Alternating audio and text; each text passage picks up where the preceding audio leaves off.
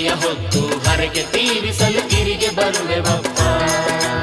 ಉಘೆ ಉಘೆ ಹೇ ಮೂಡಲ ಸೀಮೆಯ ಮುತ್ತಿನ ಮಾದಪ್ಪ, ನಿನ್ನ ಬುತ್ತಿಯ ಹೊತ್ತು ಹರಕೆ ತೀರಿಸಲು ಗಿರಿಗೆ ಬರುವೆವಪ್ಪ. ಶಿವ ಶಿವ ಶಿವ ಶಂಭೋ ಶಿವಶಂಕರ ಶಿವ ಶಂಭೋ, ಶಿವ ಶಿವ ಶಿವ ಶಂಭೋ ಶಿವಶಂಕರ ಶಿವ ಶಂಭೋ.